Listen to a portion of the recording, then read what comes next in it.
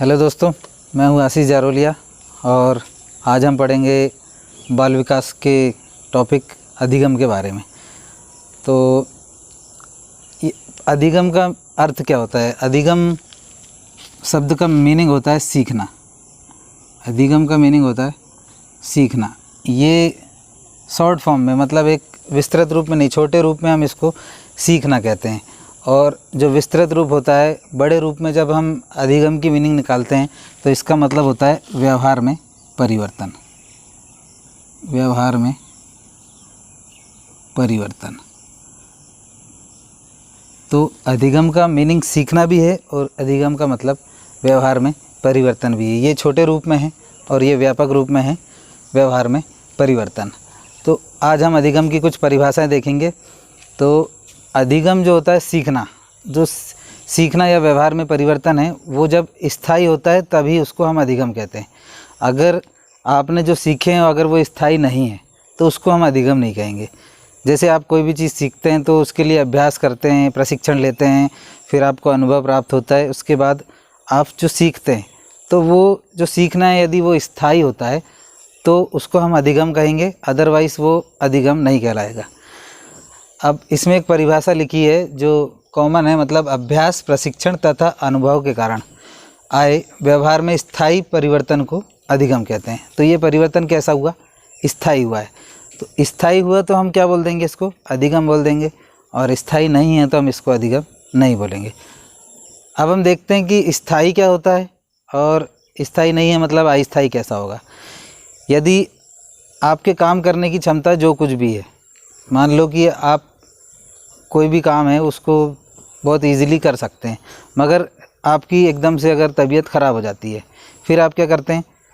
Tablet लेते हैं, फिर उसके बाद आप काम करते हैं। तो जब आपकी तबीयत ख़राब है, जब आप वो काम करेंगे तो उतना परफेक्शन उस पर नहीं आएगा, उतने परफेक्ट उस काम में नहीं रहेंगे।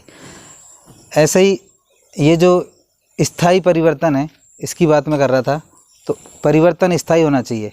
यानी मैंने कोई चीज़ सीखा है, मैं स्कूल गया, मैंने 2 का टेबल ही सीखा, मगर पता चला मैंने जो रटन विद्या में जल्दी उसको रट्टू तोता जैसे रट लिया और उसके बाद टीचर को सुना दिया। ठीक है, तो ये मैंने तो सीख लिया, टीचर ने मुझे शाबाशी दे दिया, हाँ वेरी गुड, आपने याद कर लिया 2 का टेबल।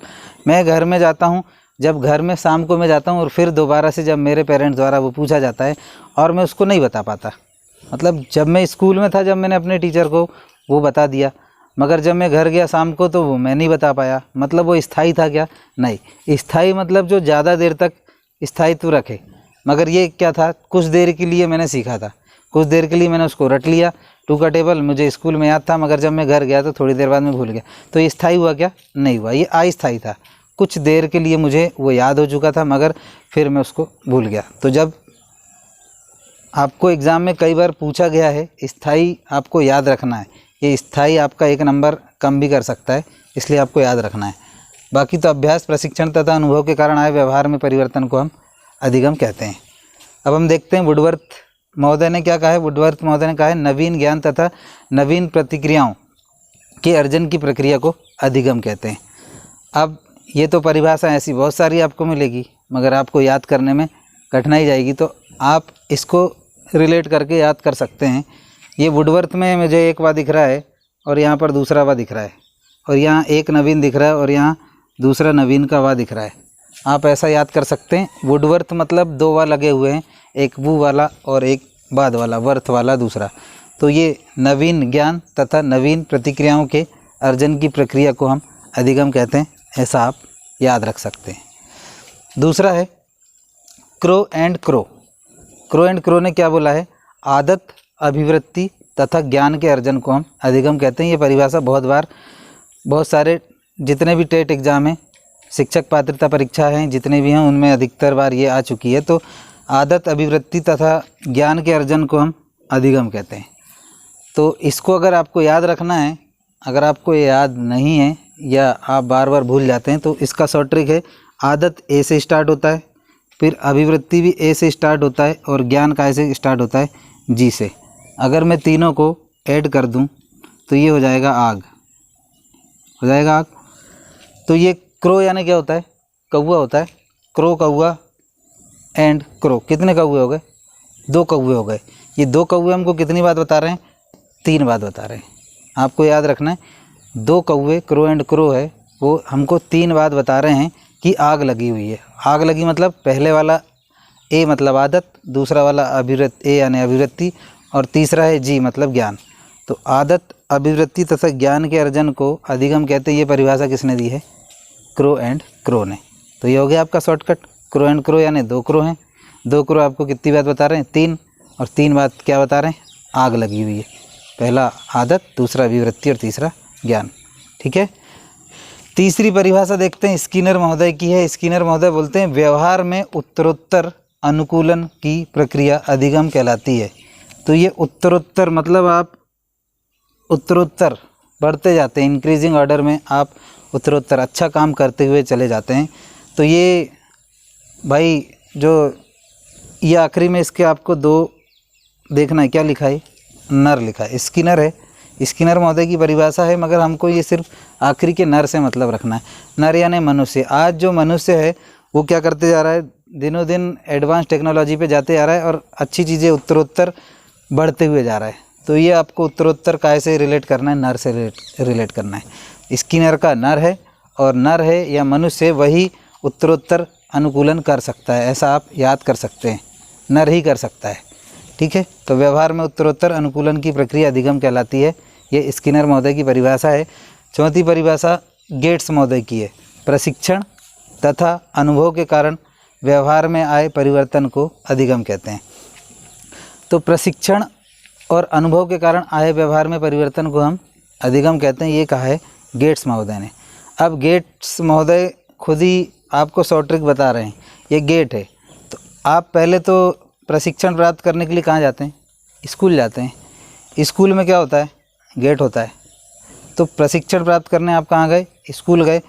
फिर वहाँ आप प्रशिक्षण प्राप्त करते तो आपको रोज़ जो प्रशिक्षण मिलता है उससे आपको क्या होते जाता है? अनुभव होते जाता है। किसी भी चीज़ को आप सीखते हैं तो अनुभव होते जाता है। तो प्रशिक्षण तथा अनुभव के कारण व्यवहार में आए परिवर्तन को अधिगम कहते हैं। ये परिभाषा किसकी है? गेट की है। गेट्स महोदय, गेट्स एवं अन्य की है। इसको याद करने का क्या तरीका हुआ? गेट्स कैसे याद रखेंगे कि हम स्कूल में प्रशिक्षण प्राप्त करने के लिए स्कूल जाते हैं, और स्कूल में गेट होता है, वह हमको प्रशिक्षण मिलता है, फिर उसके बाद हमको अनुभव होता है, और उसके बाद हमारे व्यवहार में परिवर्तन हो जाता है। तो ये आप गेट्स से इसको रिलेट कर सकते हैं। लास्ट परिभाषा हमारी है गिलफोर्ड महोदय की। ये कहते हैं व्यवहार के कारण आए व्यवहार में परिवर्तन को हम अधिगम कहते हैं। अब व्यवहार के कारण व्यवहार में परिवर्तन कैसा होगा? आप रास्ते से जा रहे हैं, कोई आपका दोस्त है या आपका स्टूडेंट है, कोई भी आपको, या छोटा है बड़ा है जो भी आपको मिलता है, और आपको अगर किसी ने बोला कि गुड मॉर्निंग सर, तो आप रिप्लाई में क्या बोलते हैं? गुड मॉर्निंग सर बोलते हैं। मतलब उसने आपसे व्यवहार किया गुड मॉर्निंग, तो आपने भी उससे व्यवहार किया गुड मॉर्निंग। अब रास्ते में अगर आप जा रहे हैं और किसी से टकरा गए, अगर वो आपको गालियाँ देगा तो आप भी उल्टा गालियाँ देना चालू कर देंगे। अब अपने आप तो आपको कोई गाली देगा नहीं। या फिर आप जा रहे हैं, मतलब आप अगले वाले के व्यवहार के ऊपर आपका व्यवहार डिपेंड करता है। व्यवहार के कारण व्यवहार में परिवर्तन आता है। कोई बंदा आपसे अच्छे से बात करेगा, आप उससे अच्छे से बात करेंगे। अगर कोई आपसे अच्छे से बात नहीं करता है तो आप भी उससे उसी प्रकार का व्यवहार करेंगे। अब ऐसा तो नहीं कि आपको आया कोई और एक झापड़ मार दिया तो आप उसको ऐसा नहीं बोलेंगे मुझे दूसरा झापड़ भी मार लीजिए। नहीं, आप भी उसके कुछ ना कुछ रिएक्शन देंगे, और अच्छा तो होगा नहीं आपको किसी ने अगर एक झापड़ मार दिया। तो मतलब ये सिर्फ एग्जांपल दे रहे हैं हम कि अगर कोई आपसे गुड मॉर्निंग बोलता है तो आप उससे बाइज्जत गुड मॉर्निंग बोलते हैं, यानी उसके व्यवहार के कारण आपका व्यवहार में परिवर्तन आया। आप गुस्से में भी हैं, मगर आपने उसको गुस्सा नहीं दिखाया, आपको उसने बोला गुड मॉर्निंग सर, तो आपने उससे गुड मॉर्निंग कहा। यानी व्यवहार के कारण व्यवहार में आए परिवर्तन को आप क्या कहते हैं? अधिगम कहते हैं। ये गिलफोर्ड महोदय को गाल पे फोड़ याद रख सकते हैं आप। इसको गिलफोर्ड की जगह आप याद कर लीजिए गाल पे फोड़। मतलब आपको अगर एक व्यक्ति आके एक झापड़ मारता है तो आप भी उसके गाल पे उसको एक झापड़ मारेंगे, मतलब देखेंगे नहीं। तो ये सिर्फ आपको रिलेट करने के लिए बताया जा रहा है एग्जाम्पल गाल पे फोड़। ठीक है, आपके गाल पे कोई फोड़ता है तो आप भी उसके गाल पे फोड़ेंगे, मतलब व्यवहार के कारण व्यवहार में परिवर्तन हो गया। तो ये बाल विकास का एक छोटा सा अधिगम की परिभाषाएं और अधिगम के बारे में हमने देखा। अगले वीडियो में हम और कुछ देखेंगे। तब तक के लिए धन्यवाद। मिलते हैं नेक्स्ट वीडियो में। Thank you.